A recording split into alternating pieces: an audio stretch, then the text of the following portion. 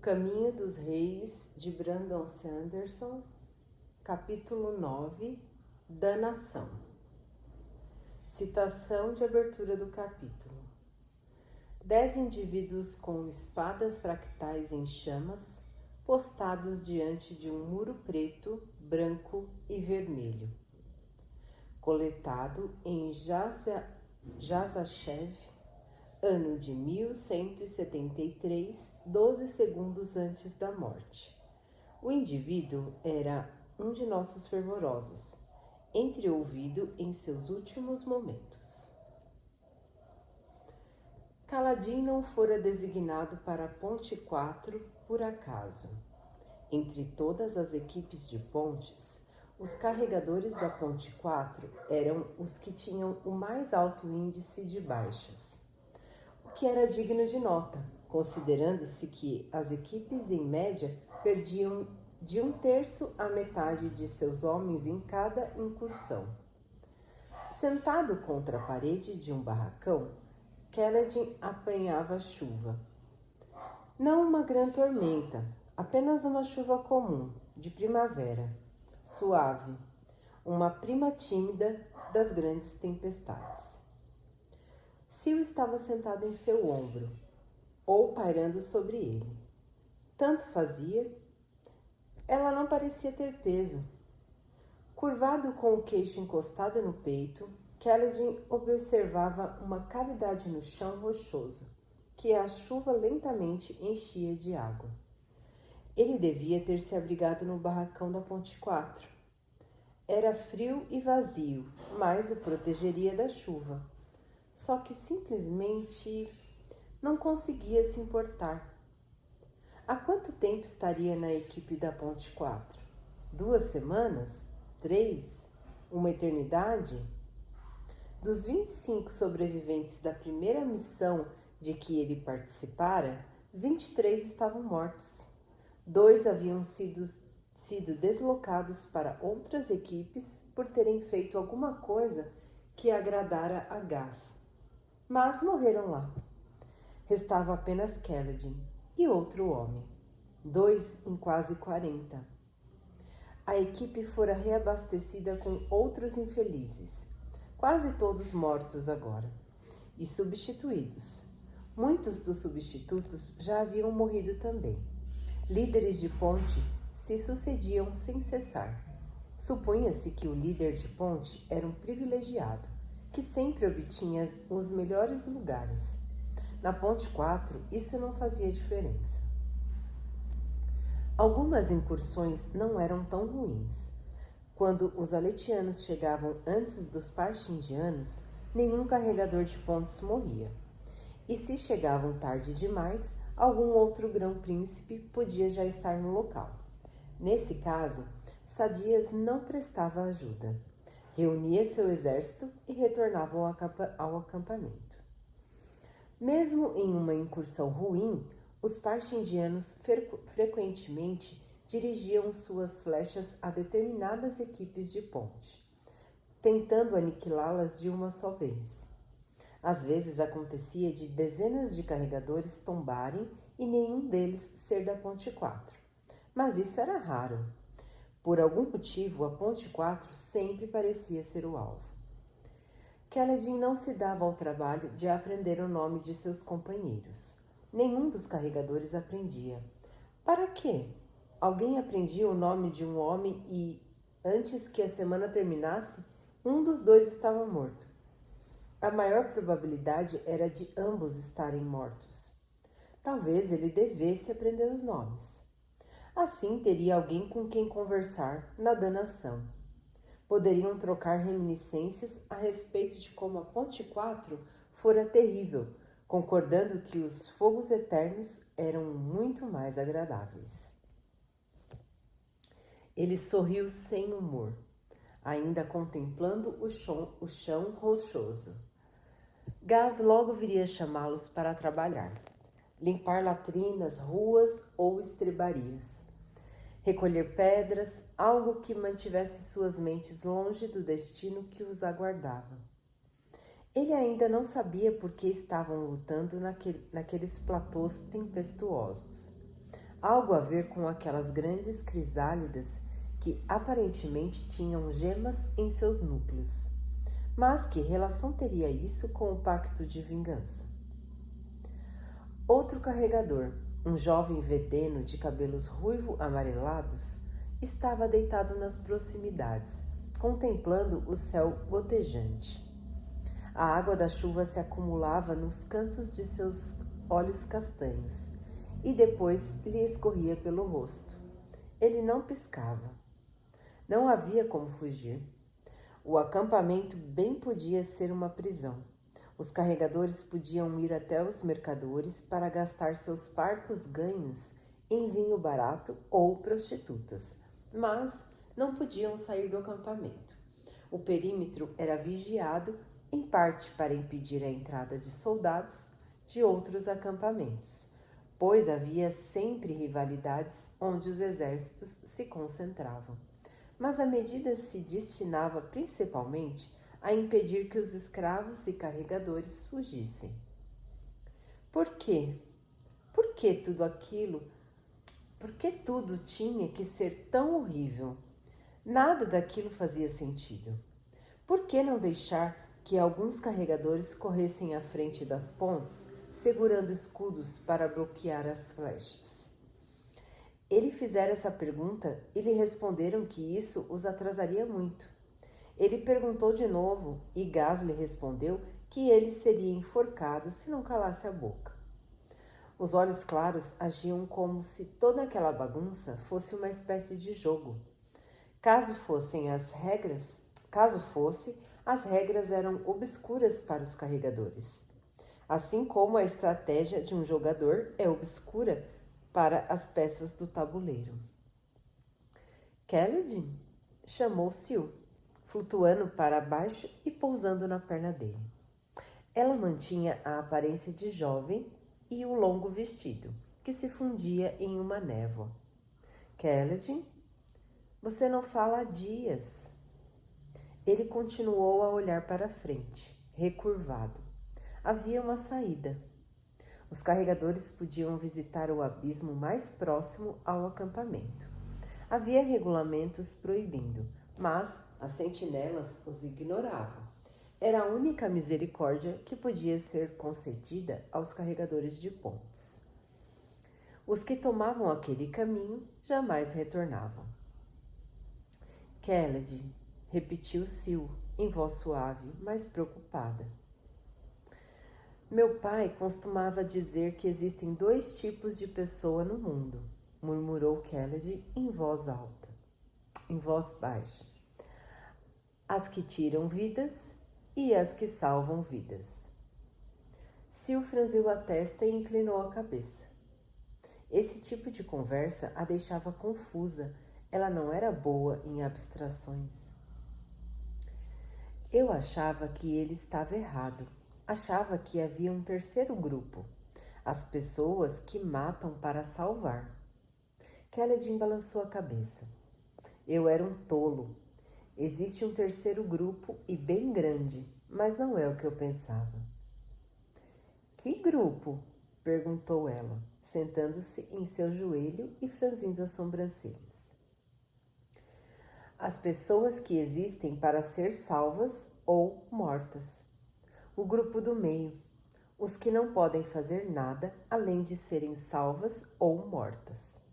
As vítimas, é o que eu sou. Ele olhou para a serraria molhada. Os carpinteiros haviam se retirado, depois de jogar impermeáveis sobre a madeira não tratada e recolherem as ferramentas passíveis de ferrugem. Os barracões dos carregadores se alinhavam nos lados oeste e norte do pátio. O barracão da Ponte 4 era um pouco afastado dos demais. Como se má sorte fosse uma doença contagiosa. Contágio por proximidade, como o pai de Kaladin sempre dizia. Nós existimos para serem mortos, disse Kaladin. Ele piscou, observando os outros carregadores da Ponte 4 sentados apaticamente sobre a chuva. Se é que já não morremos. Eu detesto ver você assim, disse Sil, esvoaçando em torno da cabeça de Kennedy, que arrastava um tronco pelo pátio da serraria, junto com sua equipe. Como os parxindianos costumavam queimar as pontes mais afastadas, os engenheiros e carpinteiros do Grão Príncipe Sadeias estavam sempre ocupados. O Kellendin de outrora poderia perguntar por que os exércitos não se esforçavam mais para defender suas pontes. Há algo errado aqui, dizia uma voz dentro dele. Está faltando uma parte do quebra-cabeça. Eles desperdiçam recursos e vidas dos carregadores. Não se preocupam em pressionar e atacar os parxindianos. Simplesmente travam algumas batalhas nos platôs e retornam aos acampamentos para comemorar. Por quê? Por quê? Ele ignorou a voz. Pertencia ao homem que ele tinha sido. Você era um homem vibrante, disse Sil. Muitos admiravam você, Kennedy. Seu pelotão de soldados, os inimigos que você combatia, os outros escravos, até alguns olhos claros. Logo seria a hora do almoço. Depois ele poderia dormir até que o líder da ponte o despertasse com um chute para o trabalho da tarde. Eu costumava ver você lutar, prosseguiu Sil. Agora mal me lembro disso. Minhas lembranças daquela época são nebulosas, como se eu olhasse para você através de uma cortina de chuva. Espere, aquilo era estranho. Sil só havia começado a segui-lo depois que ele já estava fora do exército e se comportava como um esprêmio de vento comum. Ele hesitou por um instante, o que lhe valeu um xingamento e uma chicotada nas costas por parte de um contramestre. Ele voltou a trabalhar. Os carregadores lerdos nos trabalhos internos eram chicoteados e os lerdos no transporte das pontes eram executados. O exército era rigoroso nesse aspecto. Se alguém se recusasse a investir na direção dos parxindianos ou ficasse para trás, era decapitado. A decapitação, aliás, era reservada a esse tipo de crime. Havia diversos modos de se punir um carregador de pontes. Ele podia receber trabalho extra, ser chicoteado ou ter o pagamento reduzido. Se fizesse algo realmente ruim, era amarrado em um poste e deixado sob uma grande tormenta, para que o pai das tempestades decidisse seu destino.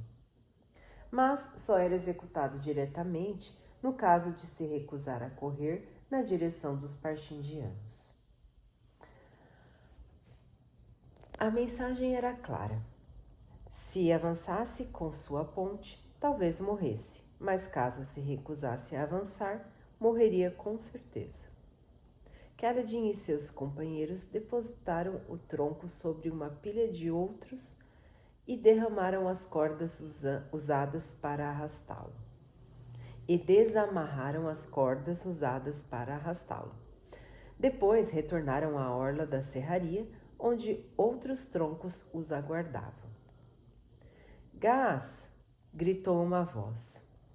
Um olhos claros alto estava postado na entrada do pátio, cercado por um grupo de miseráveis. Chamava-se Lamaril, o superior imediato de Gás. Trazia novos carregadores para substituir os que haviam sido mortos. O dia estava claro, nenhum sinal de nuvens, e o sol ardia nas costas de Kellendin. Gás caminhou apressadamente na direção dos novos recrutas. Kellendin e os demais, por acaso, estavam andando na mesma direção para pegar mais um tronco. Que turma lamentável, disse Gás, observando os recrutas. Claro que se não fossem lamentáveis, não seriam mandados para cá. É verdade, disse Lamaril. Os 10 da frente foram pegos fazendo contrabando. Você sabe o que fazer. A necessidade por novos carregadores de pontes era constante, mas sempre havia homens à disposição, frequentemente escravos, mas também ladrões ou outros infratores entre os seguidores do acampamento. Parchemanos nunca, eram valiosos demais. Além disso, os parchindianos eram como primos dos parchemanos. Era melhor não dar aos parchemanos do acampamento a oportunidade de ver seus semelhantes combatendo. Às vezes, um soldado ia parar em uma equipe de ponte. Isso só ocorria caso ele tivesse feito alguma coisa extremamente grave, como agredir um oficial. Atos que acarretariam o enforcamento em muitos exércitos. Naquele, eram punidos com o envio para uma equipe de ponte. Em tese, se alguém sobrevivesse a 100 incursões com uma ponte, era libertado. Isso já acontecera 1 ou 2 vezes, segundo diziam. Provavelmente era apenas um mito, destinado a dar aos carregadores uma pequena esperança de sobrevivência. Kaledin e os demais passaram cabisbaixos pelos recém-chegados e começaram a prender as cordas no tronco seguinte. A ponte 4 precisa de alguns homens, disse Gás, coçando o queixo. A 4 sempre precisa de homens, concordou Lamaril. Não se preocupe, eu trouxe um lote especial. Ele apontou com o queixo para um segundo grupo de recrutas, muito mais combalido, vindo na retaguarda. Lentamente, Kaledin aprumou o corpo. Um dos prisioneiros daquele grupo era um garoto de apenas 14 ou 15 anos, baixo, magro, de rosto arredondado. Tien? Murmurou ele, dando um passo à frente. Então parou e estremeceu. Tien estava morto. Mas aquele recém-chegado era muito familiar, com aqueles olhos negros amedrontados, que faziam Kaledin ter vontade de ajudá-lo, protegê-lo. Mas ele falhara. Todos os que tentara proteger, de Tien a Sen, haviam morrido. De que adiantava? Ele se virou para o tronco. Kaledin, disse Sil, aterrissando no tronco. Estou indo embora. Kaledin ficou chocado. Sil indo embora? Mas ela era a última coisa que lhe restava. Não, sussurrou ele. A voz lhe saiu como um grasnido. Vou tentar voltar, disse ela, mas não sei o que vai acontecer depois que eu deixar você. As coisas estão estranhas. Tenho lembranças esquisitas. Não, muitas delas não são nem lembranças, intuições. Uma delas me diz que se eu deixar você, eu posso me perder. Então não vá, disse ele, cada vez mais aterrorizado. Eu tenho que ir, insistiu ela, encolhendo-se. Não posso mais ver isso. Tentarei retornar. Ela parecia pesarosa. Adeus. Dito isso, ela se afastou, adotando a forma de folhas translúcidas e zunindo pelo ar. Entorpecido, Kaledin a observou se afastar. Depois voltou ao trabalho de puxar o tronco. O que mais podia fazer? O jovem que o lembrava de Tien morreu na investida seguinte, naquele mesmo dia. Foi uma batalha terrível. Os parchindianos estavam posicionados esperando por sadias. Kaledin correu em direção ao abismo sem hesitar, enquanto homens eram massacrados à sua volta. Não era a bravura que os impelia, não era nem mesmo o desejo de que as flechas o acertassem e acabassem com tudo. Ele corria, era o que fazia, como uma pedra que rolava montanha abaixo ou como a chuva que caía do céu.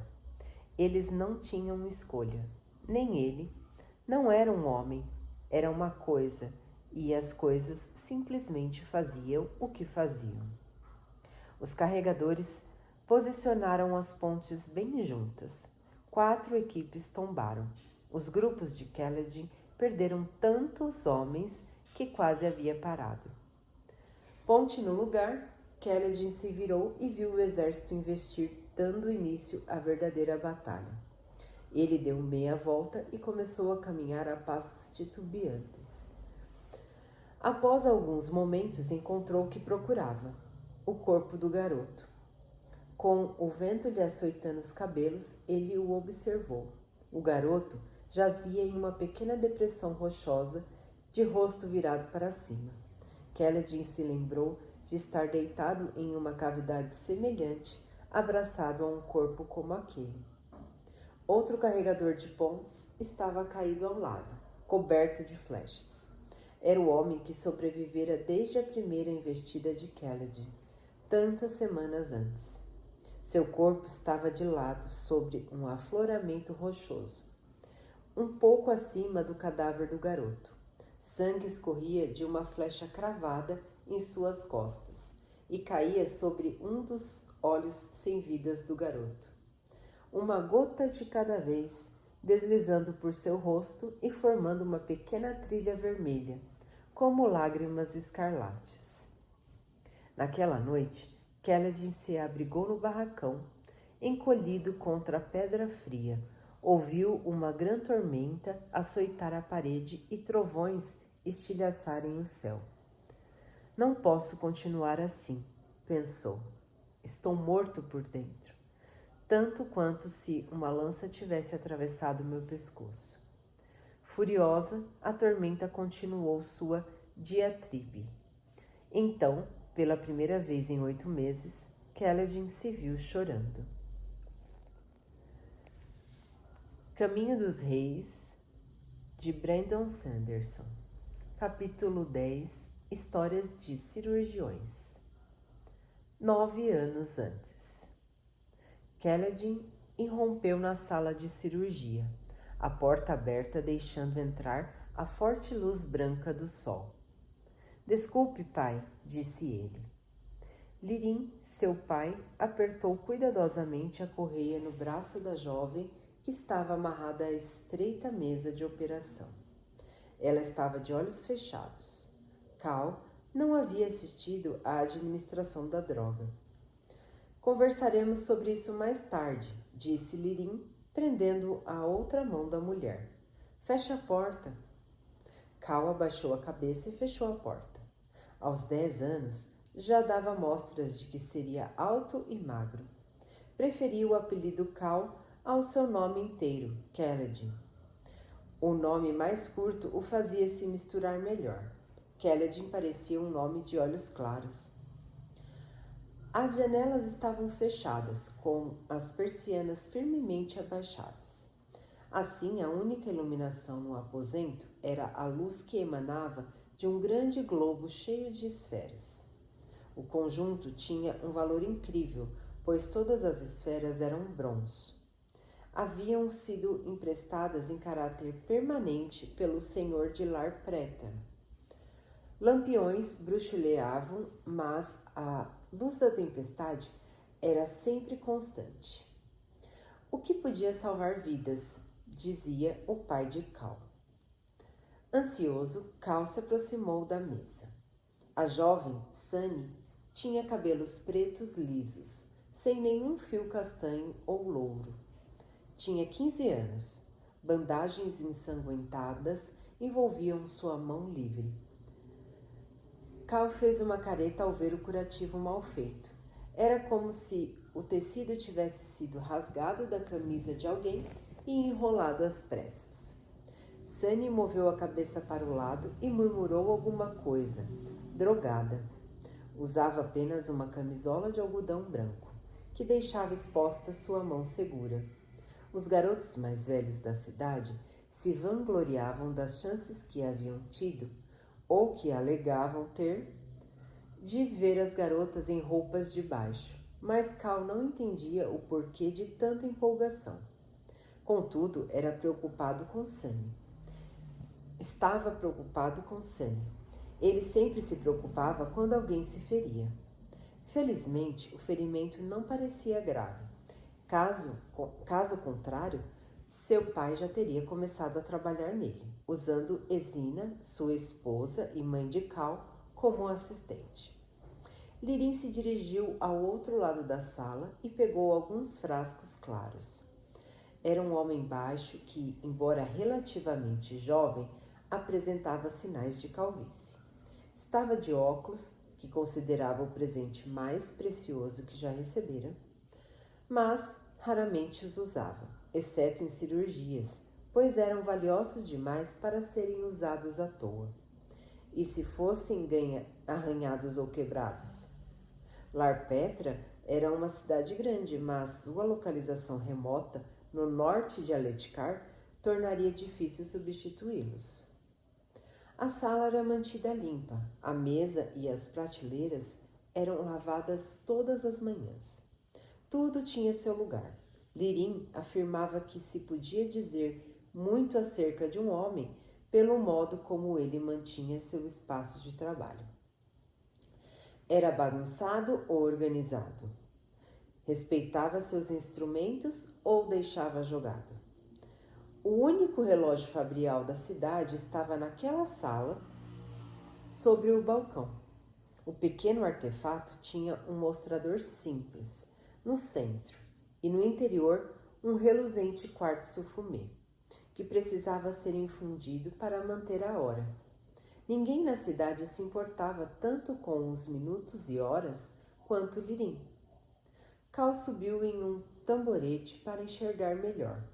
Dentro em breve, não precisaria mais dele, pois estava cada dia mais alto. Ele inspecionou a mão de Sunny. Ela vai ficar boa, disse a si mesmo, como seu pai o instruíra. Um cirurgião tem de ser calmo. Preocupação é apenas perda de tempo. Era um conselho difícil de seguir. Mãos, disse Lirim, sem se virar, enquanto pegava seus instrumentos. Cal deu um suspiro, pulou do banco e correu até a bacia de água morna com sabão que estava ao lado da potra. Que importância tem isso? Ele queria trabalhar, ajudar Sunny. Sabedoria dos arautos, respondeu Lirim distraidamente, repetindo a explicação que já dera muitas vezes. Os esprenos de morte e os esprenos de putrefação detestam água. Isso os manterá à distância. Rami disse que isso é bobagem, disse Cal. Diz que os esprenos de morte são muito bons em matar gente. Então, por que teriam medo de um pouco de água? Os arautos tinham uma sabedoria além da nossa compreensão. Cal fez uma careta. Mas eles são demônios, pai. Ouvi de um fervoroso que veio ensinar aqui na primavera passada. Ele estava falando dos radiantes, disse Lirim secamente. Você está se confundindo de novo. Cal suspirou. Os arautos foram enviados para instruir a humanidade, ensinou Lirim. Eles nos lideraram contra os esvaziadores depois que fomos expulsos do céu. Os radiantes faziam parte da ordem de cavalheiros que nos fundaram. Eles eram demônios. Eles nos traíram depois que os arautos partiram, disse Lirim, erguendo um dedo. Eles não eram demônios, eram apenas homens que tinham poder demais e pouco bom senso. De qualquer forma, você deve sempre lavar as mãos. Dá para ver o efeito disso em um espreno de putrefação, mesmo que nos esprenos de morte a gente não consiga ver. Dando um novo suspiro, Cal obedeceu. Lirim se aproximou da mesa novamente, carregando uma bandeja cheia de facas e pequenos frascos. Ele tinha atitudes estranhas, embora fizesse questão de que o filho não confundisse os arautos com os radiantes perdidos. Cal já o ouvira dizer que os esvaziadores não existiam. Ridículo!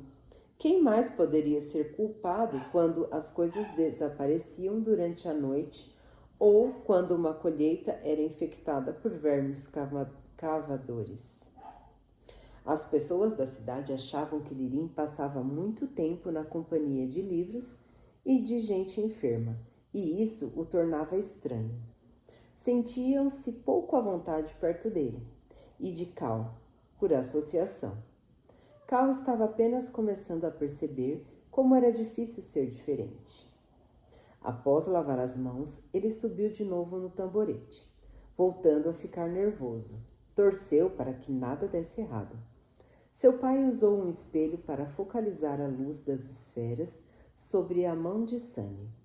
Meticulosamente cortou as bandagens improvisadas com uma faca de cirurgião. O ferimento não era letal, mas a mão estava muito machucada. Quando seu pai começara a treiná-lo 2 anos antes, cenas como aquela o deixavam enjoado. Agora, ele já se acostumara a ver carne dilacerada. O que era bom. Cal achava que isso poderia ser útil algum dia, quando ele fosse lutar por seu grão-príncipe e pelos olhos claros. Sunny tinha 3 dedos quebrados. A pele de sua mão tinha arranhões e um ferimento aberto, cheio de terra e resto de plantas. O 3º dedo era o que estava pior, despedaçados e extremamente retorcido, com lascas de ossos se projetando através da pele. Cal o tateou, sentindo os ossos fraturados e observando a escuridão da pele. Depois, com cuidado, limpou o sangue seco e a sujeira com um pano limpo, retirando fragmentos de pedra e gavinhas, enquanto seu pai cortava o fio de sutura. O dedo médio vai ter que ser amputado, não vai? Perguntou ele, enrolando uma atadura na base do dedo para conter o sangramento. Seu pai assentiu e esboçou um sorriso. Estava esperando que Cal percebesse a necessidade daquele procedimento. Lirim sempre dizia que um bom cirurgião precisava saber o que remover e o que salvar. Se o dedo médio tivesse sido tratado corretamente no início, mas não, agora seria impossível recuperá-lo. Cerzir o ferimento significaria provocar uma infecção fatal. Seu pai efetuou a amputação. Tinha mãos cuidadosas, precisas. O treinamento de um cirurgião levava cerca de 10 anos. Ainda demoraria algum tempo para que Lirim permitisse que Cal empunhasse a faca. Enquanto isso, o garoto limpava o sangue, passava as facas a seu pai e segurava o fio de sutura para evitar que se emaranhasse enquanto o pai o utilizava. Eles repararam a mão na medida do possível, trabalhando em um ritmo preciso. O pai de Cal terminou a última sutura, visivelmente satisfeito por ter conseguido salvar 4 dedos. Os pais de Sunny não veriam as coisas da mesma forma. Ficariam decepcionados, pois sua bela filha teria agora uma das mãos desfigurada. Quase sempre era assim: pavor diante do ferimento inicial e fúria por Lirim ser incapaz de operar milagres. Lirim dizia que isso se devia ao fato de que os habitantes da cidade haviam se acostumado a contar com um cirurgião. Para eles, a cura se tornara uma certeza em vez de um privilégio. Mas os pais de Sunny eram boas pessoas. Fariam um pequeno donativo e a família de Cal, seus pais, ele e Tien, seu irmão mais novo, poderiam continuar a comer. Era estranho pensar que eles sobreviviam devido aos infortúnios dos outros. Talvez, em parte, fosse por isso que muita gente na cidade não os via com bons olhos. Para finalizar, Lirim usou uma vareta em brasa para cauterizar os locais onde achava que os pontos não seriam suficientes. Por fim, esfregou óleo de listre em toda a mão para prevenir infecções. O óleo afugentava os esprenos de putrefação, ainda melhor que o sabão e água. Cal enrolou ataduras limpas ao redor da mão, tomando cuidado para não deslocar as talas. Lirim descartou o dedo amputado e Cal começou a relaxar. A garota ia ficar bem. Você ainda precisa controlar seus nervos, filho, disse Lirim suavemente, enquanto lavava o sangue que lhes cobria as mãos. Cal baixou os olhos. É bom se preocupar, prosseguiu Lirim. Mas, como qualquer outra coisa, pode se tornar um problema quando interfere na capacidade de se efetuar uma cirurgia. Preocupar-se demais pode ser um problema? Respondeu Cal mentalmente. E ser tão altruísta que nunca cobra pelo trabalho? Mas ele não se atreveu a falar. Em seguida, eles começaram a limpar a sala. Cal tinha a impressão de que passara metade da vida fazendo limpezas, mas Lirim não o deixava sair até terminarem. Pelo menos ele abriu as janelas, permitindo que a luz do sol entrasse. Sunny ainda estava dormindo. A erva de gelo a manteria inconsciente ainda por algumas horas. Então, onde você estava? Perguntou Lirim, fazendo tilintar os frascos de óleo e de álcool, que devolvia a seus lugares. Estava com Jean. Jean é um dos filhos, é uns 2 anos mais velho que você, disse Lirim. Duvido que goste muito de passar o tempo com garotos mais novos. O pai dele começou a treiná-lo na luta com bastão, disse ele apressado. Ti e eu fomos ver o que ele aprendeu. Cal se encolheu, já esperando um sermão, mas seu pai simplesmente continuou a limpar com álcool e depois com óleo as facas de cirurgião, como as antigas tradições recomendavam, e não se virou para Cal. O pai de Jean era soldado no exército do Luminobre Amaran, disse Cal hesitante. O Luminobre Amaran, o nobre general Olhos Claros que guardava a fronteira norte de Aletkar. Cal desejava muito ver um Olhos Claros de verdade, que não fosse o velho e empolado Wishton, um soldado como os das histórias.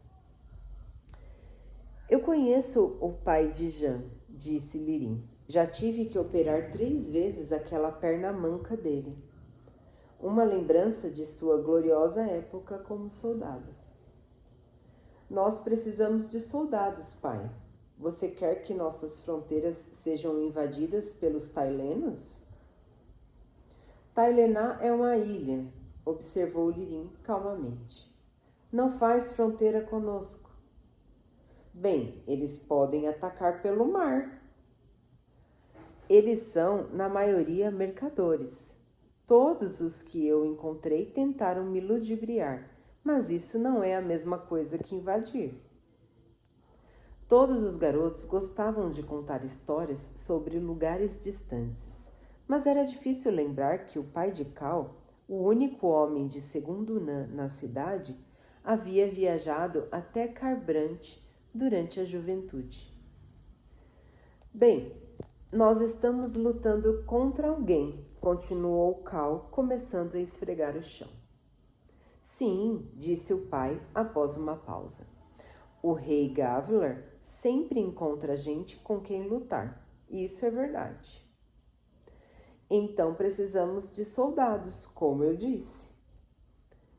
Precisamos mais de cirurgiões do que de soldados. Lirim suspirou, dando as costas a seu armário. Filho, você quase chora sempre que alguém é trazido até nós. Fica tenso mesmo durante os procedimentos simples. O que o leva a pensar que realmente conseguiria ferir alguém? eu vou ficar mais forte. Isso é bobagem. Quem pôs essas ideias na sua cabeça? Por que você quer aprender a bater nos outros garotos com porrete? Pela honra, pai, disse Cal. Pelo amor dos arautos, quem é que conta histórias sobre cirurgiões? Os filhos dos homens e mulheres cujas vidas nós salvamos, respondeu Lirim calmamente, olhando Cal nos olhos. Eles contam histórias sobre cirurgiões. Cal corou, encolheu-se e recomeçou a esfregar o chão. Existem 2 tipos de pessoa neste mundo, filho, disse seu pai gravemente. Aquelas que salvam vidas e aquelas que tiram vidas. E os que protegem e defendem? Aqueles que salvam vidas tirando vidas? Lirim deu uma risada irônica. Isso é como tentar deter uma tempestade soprando com mais força. É ridículo. Não se pode proteger matando. Cal continuou a esfregar o chão. Seu pai suspirou, ajoelhou-se ao seu lado e começou a ajudá-lo a limpar. Quais são as propriedades da erva de gelo? Gosto amargo, respondeu Cal prontamente. Isso torna a erva mais segura, pois as pessoas não comem por acidente. Em pó e misturada com óleo, usamos 1 colher para cada 10 tijolos de peso da pessoa. Provoca um sono profundo que dura umas 5 horas. E como se percebe que uma pessoa tem violiníase? Energia nervosa, disse Cal. Sede, problemas para dormir e inchaço na parte interior dos braços. Você tem uma cabeça muito boa, filha, disse Lirim suavemente. Levei anos para aprender o que você aprendeu em meses. Estou poupando dinheiro para enviá-lo a Carbrant, quando você completar 16 anos, para treinar com verdadeiros cirurgiões. Cal sentiu uma pontada de empolgação. Carbrant era um reino totalmente diferente. Seu pai viajara até lá como mensageiro, mas não treinara lá como cirurgião. Aprendera com o velho Vat em Sorchebrum, a cidade de tamanho razoável mais próxima. Você tem um dom concedido pelos próprios arautos, disse Lirim, pousando a mão sobre o ombro de Cal. Você pode ser um cirurgião 10 vezes melhor do que eu. Não sonhe os pequenos sonhos dos outros homens. Nossos avós trabalharam duro para nos elevar até o 2º Dan, a fim de que nós pudéssemos obter a cidadania plena e o direito de viajar. Não desperdice isso matando. Cal hesitou, mas viu-se assentindo.